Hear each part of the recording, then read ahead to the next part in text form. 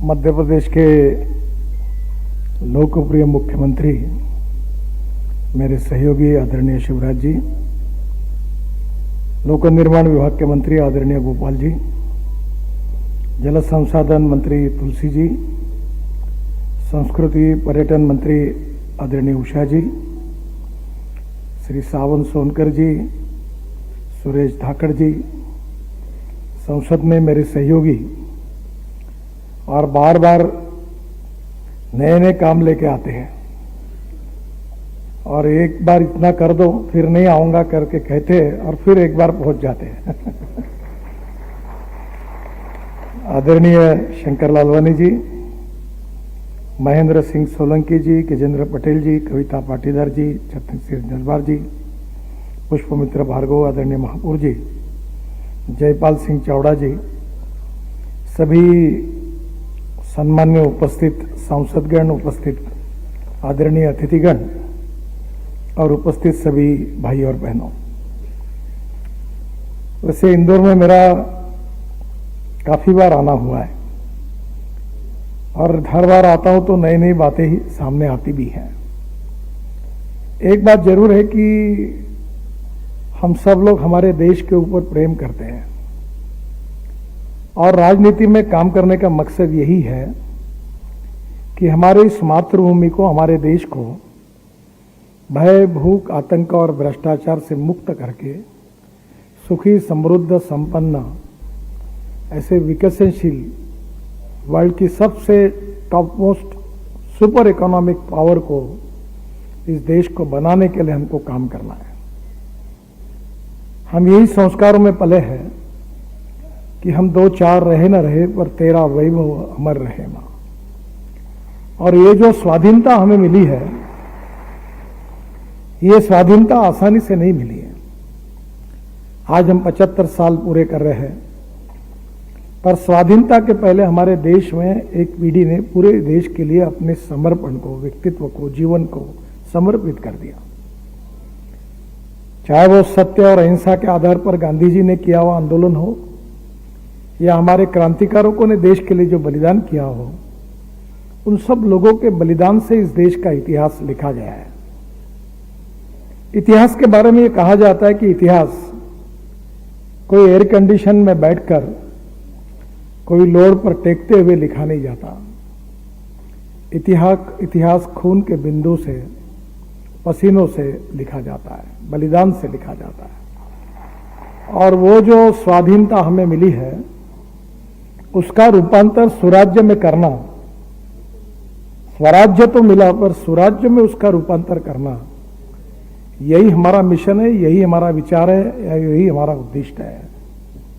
और इसी भाव से इस देश को समृद्ध, संपन्न करना, सभी दृष्टि से विकसनशील करना, ये हम सबका मिशन है, उद्देश्य है। और उसमें मैं भी एक छोटा कार्यकर्ता के रूप में काम करता हूं। कभी कभी मुझे इस बात का संकोच होता है कि इतनी बड़ी बड़ी शब्दों में जब आप आभार व्यक्त करते हैं, धन्यवाद देते हैं, तो लगता है मैं अपने तरफ से क्या दे रहा हूं, आपका ही आपको दे रहा हूं। आखिर मेरे पास का कुछ नहीं है। और ये हो सकता है। हमारे यहाँ मराठी महाराष्ट्र में कुसुमाग्रज नाम के बहुत बड़े कवि थे और बहुत बड़े थे, उनके बहुत पुरस्कार मिले। उनकी एक बहुत सुंदर कविता थी, देणाऱ्याने देत राहावे, घेणाऱ्याने घेत राहावे, देणाऱ्याने घेणाऱ्याचे हाथ मागावे। कोई संकोच नहीं है मांगने के लिए, क्योंकि आपके लिए थोड़े मांग रहे हैं। इंदौर ही नहीं, मध्य प्रदेश ही नहीं, संपूर्ण हिंदुस्तान इंफ्रास्ट्रक्चर में, वाटर, पावर, ट्रांसपोर्ट, कम्युनिकेशन में दुनिया की नंबर 1 की डेस्टिनेशन बननी चाहिए। यही तो हमारा विचार है और उसी लिए हम काम कर रहे हैं। इसलिए शिवराज जी, आपका अधिकार है और देना, जो जिम्मेदारी आपने मुझे दी, जनता ने दी और जिसकी जनता के कारण मिली। अगर मध्य प्रदेश में हम लोग चुनकर नहीं आते, हमारे सांसद नहीं बनते, तो प्रधानमंत्री मोदी जी कैसे बनते? और मोदी जी अगर प्रधानमंत्री नहीं बनते तो हम मंत्री कैसे बनते हैं? तो जो मिला है हमको, ये जनता के बदौलत मिला है, जनता के कारण मिला है। और जनता की आशा आकांक्षाएं अपेक्षाएं पूरी करना, यही हमारा कर्तव्य भी है और जिम्मेदारी भी है, और इसलिए उसको पूरा करने की हम जरूर कोशिश करेंगे। आज आपने मुझे जो हमने 16,000 करोड़ की नई योजना बनाई है सेतु भारत, उसमें आज आपने मुझे करीब 20 फ्लाईओवर्स आरओबी की मांग की है, जिसमें इंदौर में 5 फ्लाईओवर है, देवास नाका, सत्यसाई, मरीमाता, आईटी पार्क, मुसाखेड़ी, चौराहा, ये 5 ही फ्लाईओवर को मैं मंजूर कर रहा हूं, ऐसी घोषणा करता हूं। पर इसके साथ केवल इंदौर का बोलूंगा तो बाकी लोग बोलेंगे बाकी शहर का क्या हुआ। इसमें भोपाल के 3 फ्लाईओवर है, व्यापम चौराहा, कस्तूरबा नगर चौराहा एवं करोंद चौराहा, ये तीनों को भी मंजूर कर रहा हूं। सागर शहर में 3 फ्लाईओवर बाईपास मार्ग पर है, सिविल लाइन, मकरोनिया चौराहा, पीली कोठी, नगर निगम ऑफिस, ये भी मंजूर कर रहा हूं। ग्वालियर शहर में 2 फ्लाईओवर, कंपू बस स्टैंड, गोरखी महाराजवाड़ा, हजारी चौराहे, 4 शहर का नाका, ये 2 फ्लाईओवर को मंजूर कर रहा हूं। जबलपुर शहर में जबलपुर मंडला मार्ग के मध्य पेंटी नाका चौक एवं अब्दुल हमीद चौक से सुहागी महाराजपुर के मध्य आधारताल चौक तक, ये 2 फ्लाईओवर मंजूर कर रहा हूं। रतलाम शहर में बंजलिस सेजावता मार्ग पर रेलवे 190 पर, ये भी मंजूर कर रहा हूं। खंडवा शहर में गणेश गौशाला चौराहा, ये भी मंजूर कर रहा हूं। धारा शहर में महू घाटा बिल्लोद एनएच पर श्री राम मंदिर के समीप इंडोरामा चौराहे पर, ये भी मंजूर कर रहा हूं। छतरपुर शहर पर आकाशवाणी तिराहा पे महोबा रोड तक, तिराहा तक दोनों तरफ, ये भी मंजूर कर रहा हूं। और विदिशा शहर में सागर विदिशा मार्ग रेलवे ओवरब्रिज, बंटी नगर, अहिंसा बिहार नगर, इसको भी मंजूर कर रहा हूं। ये पूरे मंजूर करने की घोषणा मैं करता हूं। वैसे शंकर जी ने इंदौर शहर के लिए बहुत इंपॉर्टेंट नए रिंग रोड की मांग की है, और ये पश्चिमी बाईपास बनाना आवश्यक है। मैं आदरणीय शंकर जी को, मुख्यमंत्री जी को और महापौर जी को एक घोषणा करूंगा कि लोग बहुत होशियार हैं, मैं आज घोषणा करूंगा तुरंत जगह ले लेंगे। इसके पहले इंदौर डेवलपमेंट अथॉरिटी शायद है, तो मेरी आपसे अनुरोध है कि नया इंदौर बसाने के लिए जो अलाइनमेंट है उसके लिए हमारे साथ बैठो। हम तुरंत, मैं इस रिंग रोड को मंजूर कर रहा हूं, और इस अलाइनमेंट के आजू बाजू में एक नया स्मार्ट इंदौर बसाओ। वैसे इंदौर ही स्मार्ट है और सुपर स्मार्ट नया और बनाने के लिए वहां आप इस रोड के माध्यम से नई डेवलपमेंट करो। इसको भी मैं इस वेस्टर्नली रिंग रोड को मंजूर करता हूं। जहां तक विशेष रूप से एक है कि जो राष्ट्रीय राजमार्ग पर हम नए बनाते हैं, तो जो एक मुश्त वन टाइम डेवलपमेंट करनी है, इसमें मुझे भी अब उद्घाटन करने के लिए भी टाइम नहीं। आपसे ये भी अनुरोध करता हूं कि मेरे डिपार्टमेंट के उद्घाटन आगे चल के आप ही करते जाओ, क्योंकि मैं पहुंचे नहीं पाऊंगा। तो आप जितने मांगे हैं आपने, कोई 37 है, फिर 12 है, मुझे संख्या मालूम नहीं, जितने मांगे हैं उतने मैं पूरे कर देता, घोषणा करता हूं कि वो पूरे मंजूर कर देता हूं। आप एक बार अभी मुझे बताया कि केवल एक ही अड़चन थी कि लेटेस्ट डीएसआर से इसका एस्टिमेट बना दो, उसके लिए आए, और जो 2-3-5 रिजेक्ट हुए ऐसा सेक्रेटरी बता रहे थे, उसका भी मुझे प्रेजेंटेशन दे दो, मैं वो पूरे मंजूर करके दूंगा। इसकी घोषणा यहाँ करता हूं। विशेष रूप से इसके साथ साथ एक और मांग है आपकी, 2 प्रोजेक्ट, जो आपका दिल्ली मुंबई हाईवे है, जो आशिया का सबसे लंबा हाईवे है, और मुझे एक्सप्रेस हाईवे बनाने की शुरुआत में जब मैंने बनाया तो मुंबई पूना बनाया था, तो वो बहुत छोटा था, वो 125 किलोमीटर का था। पर अब दिल्ली मुंबई हाईवे जो बन रहा है वो 1350 किलोमीटर का है। 1 लाख करोड़ रुपए का एक ही हाईवे है, और इस हाईवे में मध्य प्रदेश का जितना हिस्सा आता है वो लगभग 80% तक पूरा हुआ है। अगले 3 महीने में इंदौर से दिल्ली तक जाने का सफर बहुत कम समय में होगा, और इसका उद्घाटन आने वाले 3 महीने में इंदौर से दिल्ली तक का हम जरूर करेंगे, इतना विश्वास आपको देता हूं। अभी पहले पहले लोगों को बताते तो विश्वास नहीं आता था। मैंने दिल्ली से मेरठ एक हाईवे बनाया, तो पहले 4.5 घंटे लगते थे। तो मैं मेरठ गया था, तो लोग मुझे बताने लगे अब 40 मिनट में जाते, अब कैनॉट प्लेस पे आइसक्रीम खाना होगा तो मेरठ से दिल्ली जाते, ऐसा हाईवे हो गया। अब दिल्ली से देहरादून 2 घंटे में, दिल्ली से हरिद्वार 2 घंटे में, दिल्ली से चंडीगढ़ 2.5 घंटे में, दिल्ली से अमृतसर 4 घंटे में, दिल्ली से जयपुर 2 घंटे में, और दिल्ली से कटरा 6 घंटे में, और दिल्ली से श्रीनगर 8 घंटे में। और इतना ही नहीं तो चेन्नई से बेंगलोर 2 घंटे में। और अब इंदौर से हैदराबाद का भी रोड बना रहे हैं, ताकि इंदौर को साउथ से भी जोड़ा जा रहा है। तो मुझे लगता है कि ये जो एक्सप्रेस हाईवे है, इसमें शिवराज जी ने मुझे 10-11 प्रपोजल दिए हैं कि मध्य प्रदेश के अनेक डिस्ट्रिक्ट को और शहरों को इस हाईवे से जोड़ने के लिए। वैसे हाईवे एक्सिस कंट्रोल है, तो इसलिए ऐसा तो रास्ता जोड़ नहीं सकते हम, पर उसके लिए जंक्शन बनाना पड़ेगा, डिजाइन करना होगा। वैसे 2 जगह बीओटी के रोड है, उसका मार्ग आप निकालने वाले हैं, पर मैं पूरी कोशिश करूंगा कि 11 से 11 ये कनेक्टिविटी मुंबई दिल्ली हाईवे से आपको मध्य प्रदेश के जिलों से जोड़ के दूंगा, ये भी वचन मैं आपको देता हूं। एक महत्वपूर्ण बात है कि आज सामने पर्वतमाला का जो प्रोजेक्ट खोला है, जिसमें 15 प्रोजेक्ट हमने आज उसका एमओयू किया है। मेरा आपसे एक अनुरोध है कि इस प्रोजेक्ट के बारे में थोड़ा सा लैंड एक्विजिशन और बाकी एनवायरमेंट क्लियरेंस की तो आवश्यकता उसको नहीं है, पर इसको पूरे करने के लिए विशेष रूप से ये जो 15 स्कीम्स आपने दी है, जिसका आपने उल्लेख किया, इसको तो मैं मंजूरी दे देता हूं। पर आप अगर ये लैंड एक्विजिशन और ये सब अगर प्रपोजल आज दे देंगे, तो हम 6 महीने के अंदर इसके काम की भी शुरुआत कर देंगे, ये वचन आपको देता हूं। आपने इंदौर के लिए मुझे कहा है, ताई भी कहती थी, और आज मैं जब आ रहा था तो मैंने मेट्रो का काम देखा, तो मेट्रो का काम अच्छा है, पर अभी काम को कैपिटल कॉस्ट में कम भी करना चाहिए। तो मैंने नागपुर में पहली बार ऐसा बनाया कि नीचे में रोड, ऊपर में फ्लाईओवर और उसके ऊपर में मेट्रो। अब मैं पुणे में ऐसा बना रहा हूं कि जो वाघोली से शिरूर तक जो अहमदनगर रोड है, वहां इतना ट्रैफिक है, 1.5 लाख पीसी उसका ट्रैफिक है।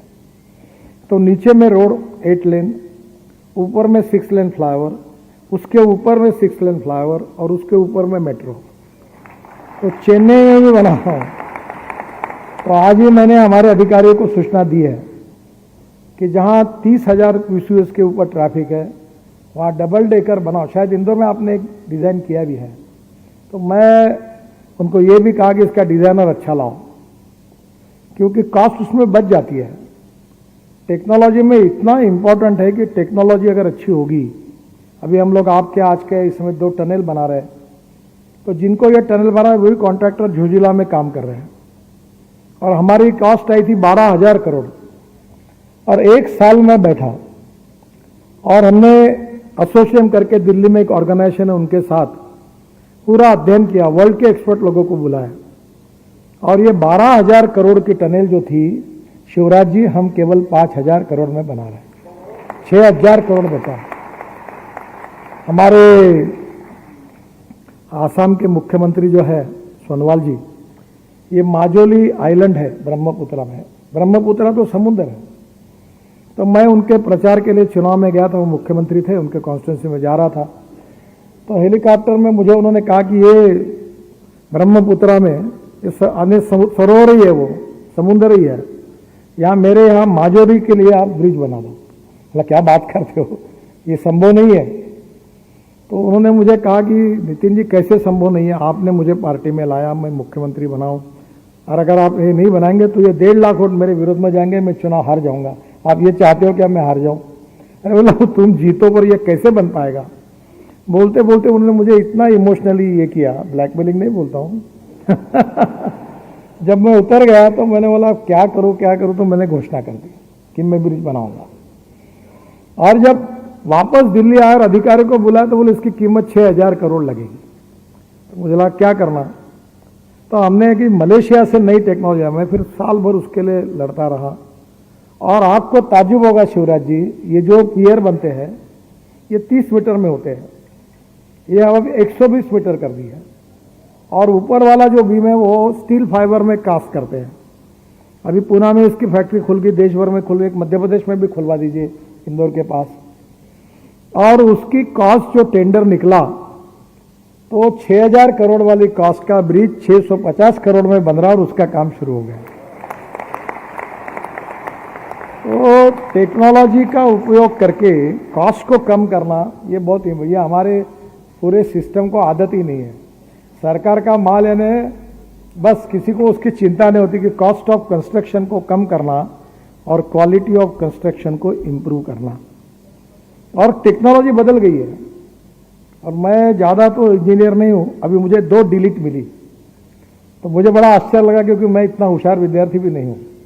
तो दोनों यूनिवर्सिटी जो थी महाराष्ट्र की, एक महात्मा फुले एग्रीकल्चर यूनिवर्सिटी है शिरडी में, और दूसरी डिलीट पंजाबराव कृषि यूनिवर्सिटी की मिली। तो मैं वो मिली एग्रीकल्चर साइंस में। तो मेरी पैशन एग्रीकल्चर है, ज़्यादातर मैं कृषि में काम करता हूँ। तो मैं अक्सर एक बात कहता हूँ कि innovation, entrepreneurship, science, technology, research, skill and successful practices we name it knowledge, and conversion of knowledge into wealth is the future. और दूसरी बात मैं कहता हूं जो बहुत इंपॉर्टेंट है, जो अपनी विचारधारा से भी संबंधित है, कि no material is waste, no person is waste. It is depending upon the vision of appropriate leadership that you can convert waste into wealth. और इसीलिए आज जो लॉजिस्टिक पार्क आपका बन रहा है, इंदौर के मेयर भी है और इंदौर के सांसद भी यहाँ है। मैं सब मांगे पूरी करता हूँ, मेरी भी एक मांग पूरी करूँ। इंदौर को एयर पोल्यूशन, वाटर पोल्यूशन और साउंड पोल्यूशन से मुक्ति दिलाओ। मैं अपने शहर में इसके काम पे लगाऊं और इसलिए यह पेट्रोल डीजल को हद्दपार करो। सुदर्शन जी कहते थे, प्रॉब्लम एक है कि आउट ऑफ बॉक्स जो भी कहता है उस पर लोग ही विश्वास नहीं रखते। लोग छोड़ो घर के भी नहीं रखते। एक दिन शाम को मैं खाना खा रहा तो मेरी पत्नी मुझे बोल रही थी कि तुम क्या बोलते हो कि पानी से हाइड्रोजन निकलेगा, हाइड्रोजन से गाड़ी चलेगी, हवाई जहाज चलेगा। मेरा ही आपके ऊपर विश्वास नहीं बैठता तो लोगों का कैसा बैठने वाला है। तब मेरे ध्यान में आया कि ये जब बातें होती नहीं तब तक किसी को विश्वास नहीं होता। मैंने तुरंत फोन किया विक्रम किर्लोस्कर को, टोयोटो का चेयरमैन को। मैंने कहा विक्रम, तेरी हाइड्रोजन की कार मुझे चाहिए। बोले क्यों? अरे बोला तू हाइड्रोजन की कार जो है जापान में बनी है, मेरी पत्नी मुझे पूछती है कि तुम क्यों बोलते हो उस पर, मेरा विश्वास नहीं बैठता तो तुम मुझे कार चाहिए। और मैंने हाइड्रोजन की कार लाई और वह हाइड्रोजन की कार में दिल्ली में घूमता हूं, मर्सिडीज से भी अच्छी है। अब शिवराज जी, आपकी और मेरी जिम्मेदारी है कि राजनीतिक नेताओं ने you can donate I but you can not donate vision. राजनीतिक नेताओं ने 50 साल दूर का सोचना चाहिए।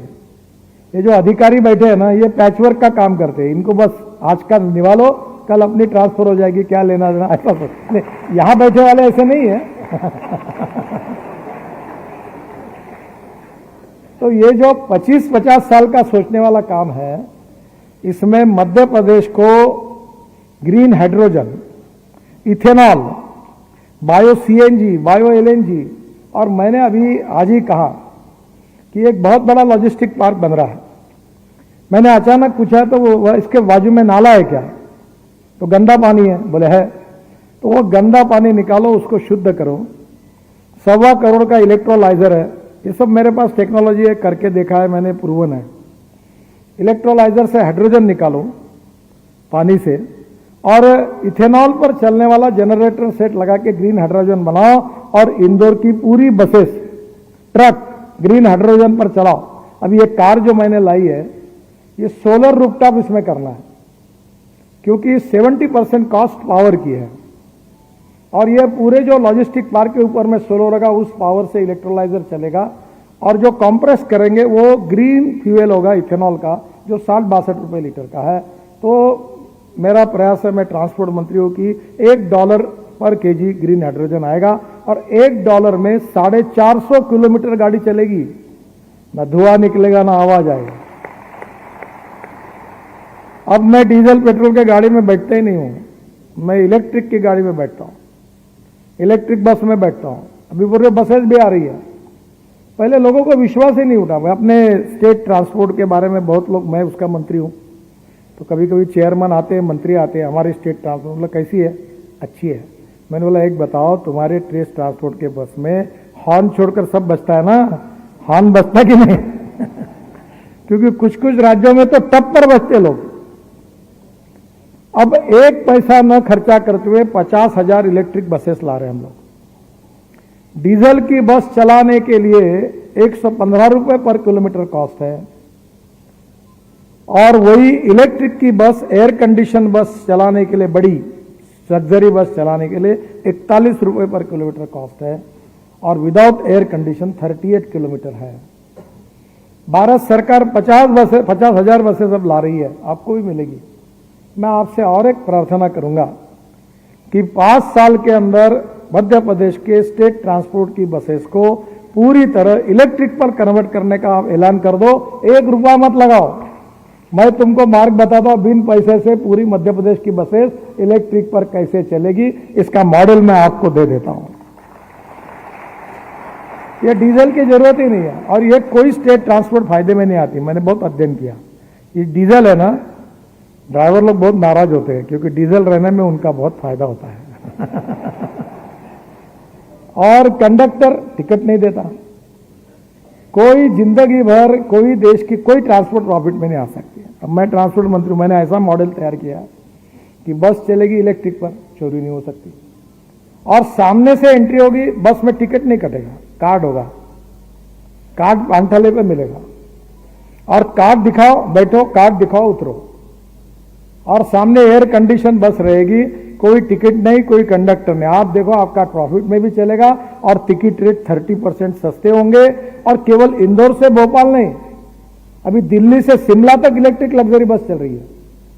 मैंने नागपुर में 2 बसेस लाई, डोनेशन में लाई, CSR में, और गजानन महाराज का मंदिर है शेगांव में। मैं जितने दिव्यांग है और सीनियर सिटीजन की यात्रा कराता हूं भूगढ़ में, तो वहां भी चार्जिंग है, यहां भी है। तो बसेस रोज, अभी सितंबर पूरा महीना बुक है, और 3 अभी डबल डेकर बस में इलेक्ट्रिक का लॉन्च कर रहा हूं मुंबई में। कल ही मुझे गोपी हिंदुजा का फोन है, पीछे पड़े कि बेस्ट में 150 इलेक्ट्रिक डबल डेकर बसेस। अब वो जमाना बदला, और उसमें कॉस्ट इफेक्टिव है, इंपोर्ट सब्स्टिट्यूट है, पोल्यूशन फ्री है, इंडिजिनस है। तो आज ट्रांसपोर्ट सेक्टर को बदलना चाहिए, और ये बदलना कोई कठिन नहीं, इसको पैसे की कोई जरूरत नहीं है। मैं आपको 15 रुपए में बना रहा हूं, मेरे पास इनोवेटिव मॉडल्स है, कोई पैसे की कमी नहीं है हमारी। इसमें हम लोग निश्चित रूप से जनता को राहत दे सकते हैं। और टिकट रेट, मैं जिम्मेदारी के साथ कह रहा हूं कि आज डीजल बस में जो ट्रांसपोर्ट के टिकट रेट है, वो एयर कंडीशन में जनता को घुमाकर 30% कम हो सकते हैं। कोई कठिन नहीं है उसमें। और इसलिए इंदौर को ये जो मास रैपिड ट्रांसपोर्ट चाहिए, ये निश्चित रूप से मैं मंजूर करता हूं। केवल एक ही है कि टेक्नोलॉजी बहुत है। मैं एक डॉफल मेयर करके ऑस्ट्रियन कंपनी है, एक प्यूमा करके, अब मैंने हमारे लोगों को कहा ऐसा नहीं, सब वर्ल्ड के टेक्नोलॉजी को बुलाओ। ये हमारे गौड़ साहब बैठे, प्रकाश गौड़ इसके इंचार्ज है। मैंने कहा सबको बुलाओ और make in India, made in India करो। रोपवे, केबल कार हम बनाएंगे। हम हिमाचल में बना रहे, उत्तराखंड में बना रहे, कश्मीर में बना रहे। उत्तराखंड में वायबिलिटी नहीं थी,